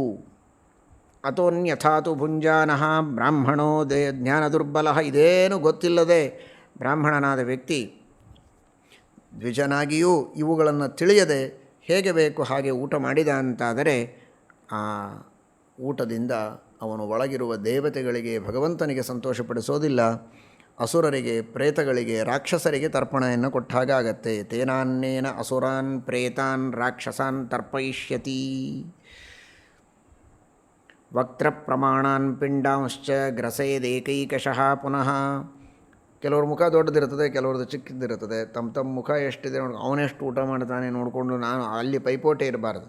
ನಿನ್ನ ಬಾಯಿ ಎಷ್ಟಿದೆ ನೋಡ್ಕೋ, ನಿನ್ನ ಬಾಯಿಯಲ್ಲಿ ಹಿಡಿಸುವಷ್ಟು ಪುಟ್ಟ ಪುಟ್ಟ ಅಂಡದ ಪ್ರಮಾಣದ ತುತ್ತುಗಳನ್ನು ಮಾಡಿಕೊಂಡು ಬಾಯಿಯಲ್ಲಿ ಹಾಕಿಕೊಳ್ಳಬೇಕು. ಯಾಕೆ ಅಂದರೆ ಅಕಸ್ಮಾತ್ ಭಾಳ ದೊಡ್ಡ ತುತ್ತು ಬಾಯಲ್ಲಿ ಹಾಕ್ಕೊಂಡು ಬಾಯಿಯಲ್ಲಿ ತುತ್ತು ಹಿಡಿಸದೆ ಕೆಳಗೆ ಅಗಳುಗಳು ಬಿತ್ತು ಅಂದರೆ ಅದು ನಮ್ಮದೇ ಎಲೆ ಅಲ್ವಾ, ಇನ್ನೊಬ್ಬರದಲ್ಲ ಏನಲ್ಲ. ನಮ್ಮ ಎಂಜಲ ನಾವು ತಿಂದರೆ ಏನು ತಪ್ಪು? ತುತ್ತನ್ನು ಬಾಯಿಯಲ್ಲಿ ಇಡುವಾಗ ಅಗಳು ಕೆಳಗೆ ಬಿದ್ದರೆ ಅದನ್ನು ಊಟ ಮಾಡಬಾರದು. ಆ ರೀತಿ ಬಿದ್ದದ್ದನ್ನು ಊಟ ಮಾಡಿದರೆ ಚಾಂದ್ರಾಯಣ ವ್ರತವನ್ನು ಮಾಡಬೇಕಾಗತ್ತೆ. ಪಿಂಡಾವಶಿಷ್ಟ ಮನ್ಯಚ್ಚ, ಆ ಪಿಂಡದೊಳಗೆ, ಅರ್ಥಾತ್ ಪಿಂಡ ಅಂದರೆ ಭಯಪಡಬೇಡಿ, ತುತ್ತು, ಆ ತುತ್ತಿನಲ್ಲಿ ಉಳಿದದ್ದೇನಾದರೂ ಇದ್ದರೆ, ಬಾಯಿಯಿಂದ ಬಿದ್ದರೆ ಅಭೋಜ್ಯಂ ತದ್ವಿಜಾನೀಯಾತ್ ಭುಕ್ತ್ವಾ ಚಾಂದ್ರಾಯಣಂ ಚರೇತ್. ಅಲ್ಲ, ಅದು ನನ್ನ ಬಾಯಿಯಿಂದ ಬಿದ್ದಿದ್ದಲ್ವೋ, ಇನ್ನೊಬ್ಬರ ಎಂಜಲ ನಾನು ತಿಂದಿಲ್ವಲ್ಲ, ನಿನ್ನ ಎಂಜಲವನ್ನೇ ನೀನು ತಿನ್ನಬಾರ್ದು. ಎಷ್ಟು ಹೈಜಿನಿಕ್ಕಾಗಿ ಶುದ್ಧವಾದ ರೀತಿಯ ಭೋಜನದ ಕ್ರಮವನ್ನು ತಿಳಿಸಿಕೊಡ್ತಾ ಇದ್ದಾನೆ. ತಿಳಿಸಿಕೊಡುವವನು ಯಾರು? ಕೃಷ್ಣ. ಸ್ವಮುಚ್ಛಿಷ್ಟಂತು ಯೋ ಭುಂಕ್ತೆ ಮುಕ್ತ ಭೋಜನಂ. ತನ್ನ ಎಂಜಲವನ್ನೇ ಎಂಜಲ ಅಂದರೆ ಊಟದಲ್ಲಿ ಆ ಎಂಜಲ ನಡೆಯುತ್ತೆ, ಬಾಯಿಯಲ್ಲಿದ್ದದ್ದು ಬೀಳಬಾರ್ದು. ಸ್ವಮುಚ್ಛಿಷ್ಟಂತು ಯೋ ಭುಂಕ್ತೆ ಮುಕ್ತ ಭೋಜನಂ. ಮುಕ್ತ ಭೋಜನ ಅನ್ನುವ ಶಬ್ದಕ್ಕೂ ವಾದರಾಜ ಶ್ರೀಪಾದಂಗಳವರು ಮುಖದಿಂದ ಮುಕ್ತವಾಗಿ ಕೆಳಗೆ ಬಿದ್ದದ್ದು ಅಂತ ಅರ್ಥ ಬರೀತಾರೆ. ಆ ರೀತಿ ಮಾಡಿದರೆ ಚಾಂದ್ರಾಯಣ ವ್ರತವನ್ನು ಮಾಡಬೇಕು, ಅಥವಾ ಪ್ರಾಜಾಪತ್ಯ ವ್ರತವನ್ನು ಮಾಡಬೇಕು. ಮೊನ್ನೆ ಹೇಳಿದ್ದೇವೆ ಪ್ರಾಜಾಪತ್ಯ ವ್ರತ. ಚಾಂದ್ರಾಯಣಂ ಚರೇತ್ ಕೃಚ್ಛ್ರಂ ಪ್ರಾಜಾಪತ್ಯಮಥಾಪಿವ. 3 ದಿವಸ ಬೆಳಗ್ಗೆ ಊಟ, 3 ದಿವಸ ಸಾಯಂಕಾಲ, 3 ದಿವಸ ಅಯಾಚಿತ, ಯಾರಾದರೂ ಕೊಟ್ಟರೆ ಉಂಟು, ಇನ್ನು 3 ದಿವಸ ಪೂರ್ಣ ಉಪವಾಸ. ಹೀಗೆ 12 ದಿವಸದ ವ್ರತವನ್ನು ಮಾಡಬೇಕಾಗತ್ತೆ ಎಂಜಲು ಊಟ ಮಾಡಿದರೆ. ಸ್ತ್ರೀ ಪಾತ್ರ ಭುಂಗ್ನರಃ ಪಾಪಃ ಸ್ತ್ರೀಣಾಮುಚ್ಛಿಷ್ಟಭುಕ್ತತಾ. ಹೆಂಡತಿ ಗಂಡ ಸೇರಿಕೊಂಡು ಒಂದೇ ತಟ್ಟೆಯಲ್ಲಿ ಊಟ ಮಾಡಬಾರ್ದು. ಹೆಂಡತಿಯ ಎಂಜಲವನ್ನು ಗಂಡ ಊಟ ಮಾಡಬಾರದು.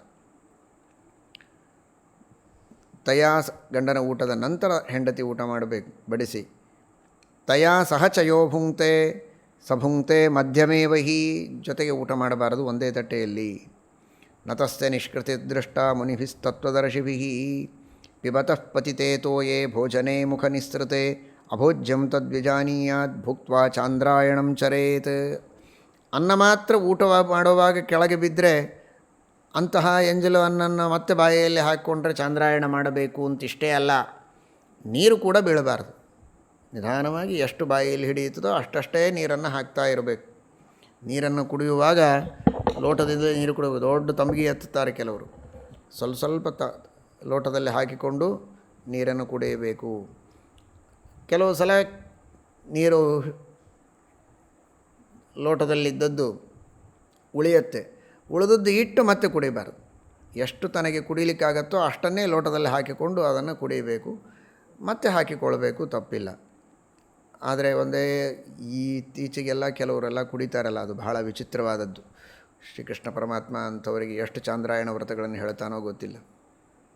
ಸ್ವಲ್ಪ ಸ್ವಲ್ಪ ಹೀಗೆ ಹಚ್ಚೋದು ಕುಡಿಯೋದು, ಕೆಲವೆಲ್ಲ ಬೇರೆ ಬೇರೆ ಏನೇನೋ ಕುಡಿತಿರ್ತಾರಲ್ಲ, ಚೂರು ಕುಡಿಯೋದು, ಹೀಗಿಡೋದು ಮಾಡೋದು, ಅದೆಲ್ಲ ಅಲ್ವೇ ಅಲ್ಲ ಪದ್ಧತಿ. ಎಷ್ಟು ಕುಡಿಯೋದಕ್ಕಾಗತ್ತೆ ಅಷ್ಟನ್ನೇ ತಾನು ಲೋಟದಲ್ಲಿ ಹಾಕಿಕೊಂಡು ಬಾಯಲ್ಲಿ ಹಾಕ್ಕೊಳ್ಳೋದು, ಮತ್ತು ಬೇರೆ ಹಾಕ್ಕೊಂಡು ಕುಡಿಬೋದು. ಕುಡಿದು ಅರ್ಧ ಬಿಟ್ಟು ಮತ್ತೆ ಕುಡಿಯಬಾರ್ದು. ಅಕಸ್ಮಾತ್ ಕುಡಿಲಿಕ್ಕಾಗದೇ ಇದ್ದರೆ ಹಾಗೆ ಹಿಡ್ಕೊಂಡಿರ್ಬೇಕು ಕೈಯಲ್ಲಿ. ಆ ಬಾಯಲ್ಲಿದ್ದದ್ದು ಒಳಗೆ ಗಂಟಲದಲ್ಲಿ ಇಳಿದ ಮೇಲೆ ಮತ್ತೆ ಹಾಕ್ಕೊಳ್ಬೇಕು ಹೊರತು ನೆಲದ ಮೇಲಿಟ್ಟು ಮತ್ತೆ ತೊಗೊಳ್ಬಾರ್ದು ಉಳಿದದ್ದನ್ನು. ಪೀತಶೇಷಂತು ತನ್ನಾಮ ನಪೇಯಂ ಪಾಂಡುನಂದನ. ಚಾಂದ್ರಾಯಣ ಇದು ಕಾಮನ್ ಅಂತ ತಿಳ್ಕೊಂಬಿಡಿ. ಕೂಡಿದ್ರೆ ಮತ್ತೆ ಚಾಂದ್ರಾಯಣ ವ್ರತ. ಪಿಬೇದ್ಯದಿ ತನ್ಮೋಹಾದ್ ದ್ವಿಜಶ್ಚಾಂದ್ರಾಯಣಂಚರೇತ್ ಪಾನೀಯಾನಿ ಪಿಬೇತ್ ತತ್ಪಾತ್ರಂ ದ್ವಿಜಸತ್ತಮಃ ಅನುಚ್ಛಿಷ್ಟಂ ಭವೇತ್ ತಾವದ್ಯಾವದ್ ಭೂಮೌ ನ ನಿಕ್ಷಿಪೇತ್. ಕೈಯಲ್ಲಿ ಹಿಡಿದು ಅದನ್ನು ಕುಡಿದು ಹಾಗೇ ಹಿಡ್ಕೊಂಡು ಮತ್ತೆ ಸರಿ ಮಾಡ್ಕೊಂಡು ಮತ್ತೆ ಕುಡಿದ್ರೆ ತಪ್ಪಲ್ಲ. ನೆಲಕ್ಕಿಟ್ಟ ಅಂದರೆ ಅದು ಉಚ್ಛಿಷ್ಟ. ಆಮೇಲೆ ಹೊಸ ನೀರು ಹಾಕ್ಕೊಳ್ಬೇಕೇ ಹೊರತು ಅರ್ಧ ಉಳಿದದ್ದು ನೆಲದ ಮೇಲೆ ಇಡಬಾರ್ದು. ಅನುಚ್ಛಿಷ್ಟಂ ಭವೇತ್ತಾವದ್ಯಾವದ್ ಭೂಮೌ ನ ನಿಕ್ಷಿಪೇತ್. ಮೌನಿ, ಮಾತನಾಡಬಾರದು ಊಟಕ್ಕೆ ಕೂತಾಗ. ಅಥವಾ ಭೂಮೌ ನಾವಲೋಕ್ಯ ದಿಶಸ್ತಥ ಆಚೆ ಈಚೆ ನೋಡಬಾರದು. ಭುಂಜೀತ ವಿಧಿವದ್ ವಿಪ್ರಹ ನೋಚ್ಛಿಷ್ಟಂ. ನಚೋಚ್ಛಿಷ್ಟಂ ಪ್ರದಾಪಯೇತ್. ತಾನು ತನ್ನ ಎಂಜಲನೇ ಊಟ ಮಾಡಬಾರ್ದು ಅಂದಮೇಲೆ ತನ್ನ ಎಂಜಲು ಇನ್ನೊಬ್ಬರಿಗೆ ಸಿಡಿಯದೇ ಇರೋ ಹಾಗಂತೂ ಬಹಳ ಗಮನ ಕೊಡಬೇಕು. ಮಹಾಪಾಪ ಅದು ಇನ್ನೊಬ್ಬರಿಗೆ ಎಂಜಲ ಮಾಡಿದರೆ. ಏನು ಇಷ್ಟು ನಿಯಮಗಳನ್ನು ಶಾಸ್ತ್ರದಲ್ಲಿ ಹೇಳುತ್ತಾರೆ.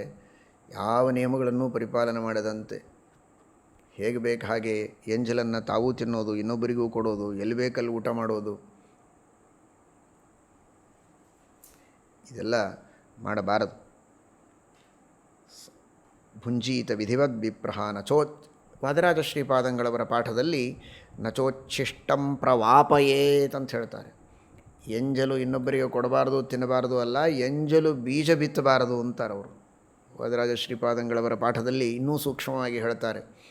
ಮಾವಿನ ಹಣ್ಣು ಚೆನ್ನಾಗಿ ಹೆಚ್ಚಿ ಅದನ್ನು ತಿನ್ನೋದಕ್ಕೆ ಕೊಟ್ಟು ಏನು ಗೊರಟ ಇರುತ್ತೆ ಅದನ್ನು ಬಿತ್ತಬೇಕೇ ಹೊರತು ಎಂಜಲು ಮಾಡಿ ಕೆರೆದು ಆಮೇಲೆ ಅದನ್ನು ಬಿತ್ತಿ ಮುಂದೆ ಅದು ದೇವರ ನೈವೇದ್ಯಕ್ಕೆ ಹೋಗುತ್ತಪ್ಪ.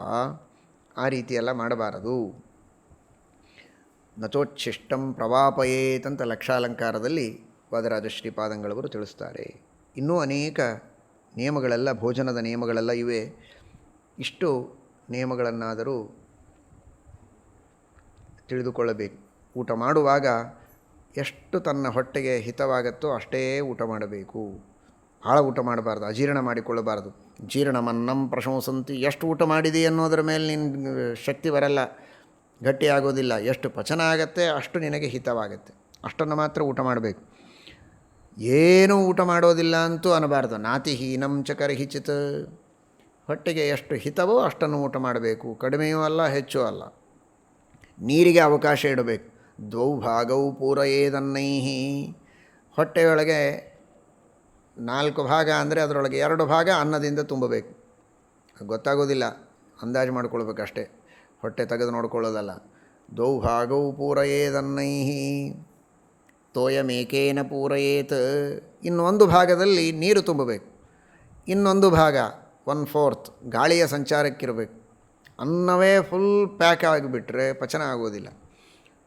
2 ಭಾಗ ಅನ್ನ, ಇನ್ನೊಂದು ಭಾಗದಲ್ಲಿ ನೀರು, ಒಂದು ಭಾಗ ಅಂದರೆ ಒಂದು ಪಾರ್ಶ್ವ ಅಂತ ಅರ್ಥ ಅಲ್ಲ, 1/4 ಒಟ್ಟಾರೆ ಅನ್ನ, ದೇಹ ಅನ್ನ ಹೊಟ್ಟೆಯೊಳಗಿನ 1/4 ನೀರಿರಬೇಕು, 1/4 ಗಾಳಿ, ಇನ್ನು 2 ಭಾಗದಲ್ಲಿ ಅನ್ನ ಇರಬೇಕು. ಆ ರೀತಿ ಊಟವನ್ನು ಮಾಡಬೇಕು ಅಂತ ತಿಳಿಸ್ತಾರೆ. ಊಟ ಇದು ಆನಂದಕ್ಕೆ ಕಾರಣ ಆಗಬೇಕು ಹೊರತು ವ್ಯಥೆ ಆಗಬಾರ್ದು. 4 ಜನ ಇಬ್ಬರು ಹೆಗಲ ಮೇಲೆ ಹೀಗೆ ಕೈ ಹಾಕ್ಕೊಂಡು ಒಬ್ಬರು ಬರ್ತಾಯಿದ್ದರಂತೆ. ಭಾಳ ಸುಸ್ತಾಗಿತ್ತು, ಭಾಳ ಅಂದರೆ ಬಹಳ ಸುಸ್ತು. ಆಗ ಎದುರಿಗೆ ಬಂದಂಥವ್ರು ಕೇಳಿದರು, ಏನು ರಾಯರೇ ಎಲ್ಲಿ ಹೊರಟಿದ್ದೀರಿ, ಯಾಕೆ ಎಷ್ಟು ಸುಸ್ತಾಯಿತು, ಏನಾಗಿದೆ, ಏನಾದರೂ ಪಾರ್ಶ್ವವಾಯು ಆಯಿತಾ, ಹಾರ್ಟ್ ಅಟ್ಯಾಕ್ ಆಯಿತಾ, ಏನಾಯಿತು ಪಾಪ, ನಿನ್ನೆ ತಾನೇ ರಾತ್ರಿ ನೋಡಿದ್ವಿ ಎಷ್ಟು ಚೆನ್ನಾಗಿ ಮಾತಾಡ್ತಾ ಇದ್ದೀರಿ, ಇವತ್ತೇನಾಯ್ತು ನಿಮಗೆ, ಏನಿಲ್ಲ, ಮತ್ತು ಯಾಕೆ ಹೀಗೆ ಬರ್ತಾ ಇದ್ದೀರಿ, ಏನಿಲ್ಲ, ಈಗ ವೈಶಾಖ ಮಾಸ ಒಬ್ಬರು ಮನೆಗೆ ಫಲಾರಕ್ಕೆ ಕರೆದಿದ್ದರು ಅಂತ. ಫಲಾರಕ್ಕೆ ಕರೆದಿದ್ದರು ಅವಸ್ಥೆ ಇದು. ಹೌದು ರಾಯರೇ, ಫಲಾರಕ್ಕೆ ಹೋದ್ರೇ ನಿಮಗೆ ಈ ಪರಿಸ್ಥಿತಿ ಬಂದರೆ ಇನ್ನು ಊಟಕ್ಕೆ ಹೋಗಿದ್ದರೆ ಏನಾಗ್ತಾ ಇತ್ತು, 4 ಜನ ಹೆಗಲ ಮೇಲೆ ಕರ್ಕೊಂಡು ಹೋಗ್ಬೇಕಾಗ್ತಿತ್ತು ಅಂತ. ಹೀಗೆ ಊಟ ಮಾಡೋದು, ಊಟ ಮಾಡಿದರೆ ವ್ಯಥೆ ಆಗಬಾರ್ದು ಅಂತಾನೆ ಕೃಷ್ಣ. ಊಟ ಇದು ಆನಂದ ಕೊಡಬೇಕು, ಹಿತವಾಗಿ ಮಿತವಾಗಿ ಊಟ ಮಾಡಬೇಕು. ಅದಕ್ಕೆ ಹೇಳ್ತಾರೆ, ಯಥಾನ್ನೇನ ವ್ಯಥಾನ ಸ್ಯಾತ್ ತಥಾ ಭುಂಜೀತ ನಿತ್ಯಶಃ. ವ್ಯಥೆಯಾಗಬಾರ್ದು, ಆನಂದವಾಗಬೇಕು. ನೋಡಿ, ಇದು ಬರೀ ಊಟದ ಬಗ್ಗೆ ಕೃಷ್ಣ ಎಷ್ಟು ಹೇಳ್ತಾನೆ ಅಂತ ತಿಳ್ಕೊಬೇಡಿ. ಇದೊಂದು ಯಜ್ಞ. ಊಟದಿಂದ ಮನುಷ್ಯನ ಶಕ್ತಿ, ಆರೋಗ್ಯ, ಅದರಿಂದ ಧರ್ಮ, ಅದರಿಂದ ಇಡೀ ದೇಶದ ಉದ್ಧಾರ ಮೂಲವಾದದ್ದಲ್ಲಿದೆ. ಅದಕ್ಕೆ ನಾನು ಪ್ರಾರಂಭದಲ್ಲಿ ಹೇಳಿದೆ, ಏನು ಹೇಳಿಲ್ಲ ಹೇಳಿ ಮಹಾಭಾರತದಲ್ಲಿ. ಇದು ನಮ್ಮ ಸನಾತನ ಧರ್ಮದ ಗ್ರಂಥದಲ್ಲಿ ಇರತಕ್ಕಂತಹ ವೈಶಿಷ್ಟ್ಯ ಇದು. ಬೇಕಾದಷ್ಟು ಧರ್ಮಗಳು ಜಗತ್ತಿನಲ್ಲಿವೆ,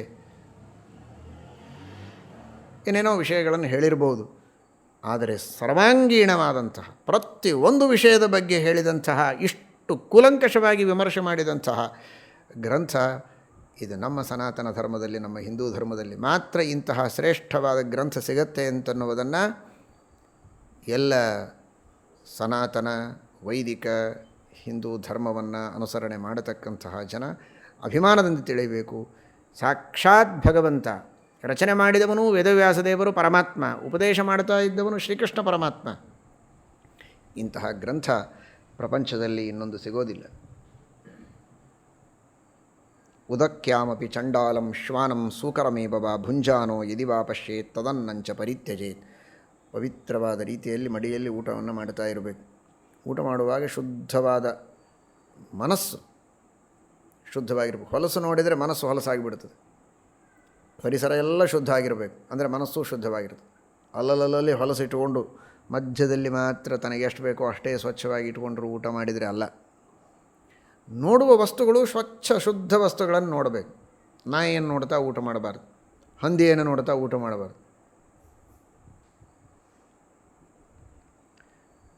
ಉದಕ್ಯಾಮಪಿ ಚಂಡಾಲಂ ಶ್ವಾನಂ ಸೂಕರಮೇವ ವಾ. ರಜಸ್ವಲ ಸ್ತ್ರೀಯನ್ನು, ಚಂಡಾಲರನ್ನು, ನಾಯಿಯನ್ನು, ಹಂದಿಯನ್ನು ನೋಡ್ತಾ ಊಟ ಮಾಡಬಾರದು. ಭುಂಜಾನೋ ಯದಿ ವಾ ಪಶ್ಯೇತ್ ತದನ್ನಂಚ ಪರಿತ್ಯಜೇತ್.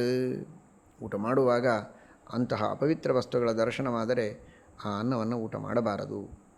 ಅಕಸ್ಮಾತ್ ನೋಡಿದರೆ ಚಾಂದ್ರಾಯಣ ವ್ರತವನ್ನು ಮಾಡಬೇಕು ಅಂತಾರೆ. ಭುಂಜಾನೋ ಹ್ಯತ್ಯಜನ್ಮೋಹ ದ್ವಿಜಶ್ಚಾಂದ್ರಾಯಣಂ ಚರೇತ್. ಕೂದಲು ಬಿದ್ದ ಅನ್ನ, ಹುಳ ಬಿದ್ದ ಅನ್ನ, ಇವುಗಳನ್ನು ಊಟ ಮಾಡಬಾರದು. ಬಹಳ ಬಿಸಿ ಇದ್ದರೆ ಬೀಸಣಿಕೆಯಿಂದ ಯಾರಾದರೂ ಗಾಳಿ ಹಾಕಬೇಕಷ್ಟೇ ಹೊರತು ಉಫ್ ಅಂತ ಬಾಯಿಯಿಂದ ಊದಬಾರದು. ಮುಖ ಮಾರುತ ವೀಜಿತಂ. ಉಫ್ ಉಫ್ ಅಂತ ಊದಿ ತಮ್ಮ ಮುಖದ ಗಾಳಿಯಿಂದಲೇ ತಾವು ಊದಬಾರದು. ಕೆಲವರು ತಾವೇ ಆರಿಸಿ ಇನ್ನೊಬ್ಬರಿಗೆ ಕೊಡ್ತಾರೆ ಊದಿ, ಅದಂತೂ ಇನ್ನೂ ಭಯಂಕರ. ಅದು ಮುಖ ಮಾರುತ ವೀಜಿತಂ. ಬಾಯಿಯ ಗಾಳಿಯಿಂದ ಎಂದಿಗೂ ಗಾಳಿಯನ್ನು ಹಾಕಬಾರದು. ಅಭೋಜ್ಯಂ ತದ್ವಿಜಾನೀಯಾತ್ ಭುಕ್ತ್ವಾ ಚಾಂದ್ರಾಯಣಂ ಚರೇತ್. ಮುಖದ ಗಾಳಿಯಿಂದ ಏನಾದರೂ ತಾನು ಅನ್ನವನ್ನು ಆಡಿಸಿದರೆ ಚಾಂದ್ರಾಯಣ ವ್ರತ ಮಾಡಬೇಕು. ಉತ್ಥಾಯ ಚ ಪುನಃಸ್ಪೃಷ್ಟಂ. ಊಟಕ್ಕೆ ಕೂತಾಗಿ ಎದ್ದು ಬಿಡೋದು, ಎದ್ದು ಓಡಾಡಿ ಮತ್ತೆ ಬಂದು ಕೂಡೋದು, ಹಾಗೆಲ್ಲ ಮಾಡಬಾರ್ದು. ಒಮ್ಮೆ ಕುಳಿತಾಗ ಅಪೋಷಣ ತೆಗೆದುಕೊಳ್ಳದೆ ಏಳಬಾರ್ದು, ಎದ್ರೆ ಮತ್ತೆ ಊಟ ಮಾಡಬಾರ್ದು. ಉತ್ಥಾಯ ಚ ಪುನಃಸ್ಪೃಷ್ಟಂ ಪಾದಸ್ಪೃಷ್ಟಂ. ಕಾಲು ಹತ್ತಿದ್ದನ್ನು ಊಟ ಮಾಡಬಾರ್ದು, ಕಾಲಿನ ಧೂಳಿ ತಾಕಬಾರದು. ಲಂಘಿತಂ. ದಾಟ್ತಾರೆ ಕೆಲವರು ಎಲೆಯಲ್ಲಿ ಬಡಿಸಿದಾಗ ದಾಟ್ತಾರೆ, ದಾಟಿದರೆ ಕಾಲಿನ ಧೂಳಿ ಬೀಳುತ್ತದೆ. ಅಂತಹ ಲಂಘಿತವಾದ ಅನ್ನವನ್ನು ಸ್ವೀಕಾರ ಮಾಡಬಾರದು. ಅದು ರಾಕ್ಷಸ ಅನ್ನ ಅಂತ ಅನಿಸಿಕೊಳ್ಳುತ್ತೆ, ಅರ್ಥಾತ್ ಅನಾರೋಗ್ಯಕರ. ಅದು ಅನ್ನಂ ತದ್ ರಾಕ್ಷಸಂ ವಿದ್ಯಾತ್ ತಸ್ಮಾತ್ ತತ್ ಪರಿವರ್ಜಯೇತ್. ರಾಕ್ಷಸೋಚ್ಛಿಷ್ಟ ಭುಗ್ ವಿಪ್ರಹ. ಅಂತಹದ್ದನ್ನು ಸ್ವೀಕಾರ ಮಾಡಿದರೆ ಸಪ್ತ ಪೂರ್ವಾನ್ ಪರಾನಪಿ ನರಕೆ ರೌರವೇ ಘೋರೆ ಸ ಪಿತॄನ್ ಪಾತಯಿಷ್ಯತಿ. ಅನಾರೋಗ್ಯವಾಗುವುದಷ್ಟೇ ಅಲ್ಲದೆ ಮಹಾಪಾಪವೂ ಬರ್ತದೆ, ಘೋರವಾದ ರೌರವ ನರಕವಾಗ್ತದೆ. ಯಾವ ಎಲೆ ಮೇಲೆ ಊಟಕ್ಕೆ ಕುಳಿತಿದ್ದಾನೋ, ಎಲೆ ಮೇಲೆ ಅಂದರೆ ಎಲೆ ಮೇಲೆಲ್ಲ, ಎಲೆಯ ಮುಂದೆ ಅಂತ ಅರ್ಥ ಅನ್ನೋ ಪದ್ಧತಿ ಹಾಗೆ. ಯಾವ ಎಲೆಯ ಮುಂದೆ ಊಟಕ್ಕೆ ಕುಳಿತಿದ್ದಾನೋ ಅಲ್ಲಿ ಕುಳಿತಾಗ ಅಲ್ಲಿಯೇನೇ ತಾನು ಆಚಮನವನ್ನು ಮಾಡಿ ಆಪೋಷಣವನ್ನು ತೆಗೆದುಕೊಂಡು ಏಳಬೇಕು, ಹಾಗೇ ಏಳಬಾರ್ದು. ತಸ್ಮಿನ್ ಆಚಮನಂ ಕುರಿಯಾದ್ ಯಸ್ಮಿನ್ ಪಾತ್ರೇ ಸ ಭುಕ್ತವಾನ್ ಯದ್ಯುತ್ತಷ್ಠತ್ಯನಾಚಂತಹ. ಆಪೋಷಣ ಸ್ವೀಕಾರ ಮಾಡದೆ ಹಾಗೇ ಎದ್ದ ಅಂತಾದರೆ ಆಗ ಅದು ಮಹಾಮೈಲಿಗೆ. ಅದು ಸ್ನಾನ ಮಾಡಬೇಕು. ಆಮೇಲೆ ಸುಮ್ಮನೆ ಅಯ್ಯೋ ಮರ್ತೋಯ್ತು ಅಂತ ಮತ್ತೆ ಕುಳಿತು ಆಚಮನ ಮಾಡಿದರೆ ನಡೆಯೋದಿಲ್ಲ. ಆಚಮನ ಮಾಡದೆ ತಾನು ಎದ್ದ ಅಂದರೆ ಮತ್ತೆ ಸ್ನಾನ ಮಾಡಿದ್ರೇ ಅವನಿಗೆ ಶುದ್ಧಿ. ಸ್ನಾನಂ ಸದ್ಯ ಪ್ರಕುರ್ವೀತ ಸೋನ್ಯಥಾ ಅಪ್ರಯತೋ ಭವೇತ್. ಇಲ್ಲ ಅಂದರೆ ಅವನು ಅಶುದ್ಧನೇ. ಆಚಮನ ಇಲ್ಲದೆ, ಆಪೋಷಣವಿಲ್ಲದೆ ಅವಸರದಲ್ಲಿ ಏಳಬಾರದು ಎಂಬುದಾಗಿ ಭೋಜನದ ವಿಧಾನವನ್ನು ಯುಧಿಷ್ಠಿರ ತಿಳಿಸಿದ್ದೇನಪ್ಪ, ಇನ್ನೇನಾದರೂ ಕೇಳಬೇಕಾಗಿದ್ದರೆ ಕೇಳು ಅಂತ ಅಷ್ಟು ಪ್ರೀತಿಯಿಂದ ಪರಮಾತ್ಮ ಉಪದೇಶ ಮಾಡಿದ್ದಾನೆ. ಭಗವದ್ಭಕ್ತರು ತಾವೆಲ್ಲರೂ ಕೂಡ ಶ್ರದ್ಧೆಯಿಂದ ಏಕಾದಶಿಯ ಉಪವಾಸವನ್ನು ಮಾಡಿದ್ದೀರಿ. ಹಸಿವೆ ಆಗಿರುತ್ತೆ. ಬೆಳಗ್ಗೆ ಪಾರಣೆ ಮಾಡುವ ಸಂದರ್ಭದಲ್ಲಿ ಸಾಧ್ಯವಾದಷ್ಟು ಈ ಎಲ್ಲ ನಿಯಮಗಳನ್ನು ನೆನಪಿನಲ್ಲಿ ಇಟ್ಟುಕೊಂಡು ಪರಿಪಾಲನೆ ಮಾಡ್ತಾ ದೇವರನ್ನು ಸ್ಮರಣೆ ಮಾಡೋದು ಅತೀ ಪ್ರಧಾನ. ಅದನ್ನು ಮರೆಯಬೇಡಿ. ಇದೆಲ್ಲ ಮಾಡೋದರೊಳಗೆ ಆ ಅನ್ನವನ್ನು ಕೊಟ್ಟ ದೇವರನ್ನು, ಶರೀರವನ್ನು ಕೊಟ್ಟ ಪರಮಾತ್ಮನನ್ನು ಭಕ್ತಿಯಿಂದ ಸ್ಮರಿಸಿ ಉಳಿದ ನಿಯಮಗಳನ್ನು ಶ್ರೀಕೃಷ್ಣ ಪರಮಾತ್ಮ ಹೇಳಿದ್ದನ್ನು ಯಥಾಶಕ್ತಿ ಪರಿಪಾಲನೆ ಮಾಡಿ ಪರಮಾತ್ಮನ ಅನುಗ್ರಹಕ್ಕೆ ಎಲ್ಲರೂ ಕೂಡ ಪಾತ್ರರಾಗಬೇಕು. ಹರಯೇ ನಮಃ. ಶ್ರೀಕೃಷ್ಣಾರ್ಪಣಮಸ್ತು.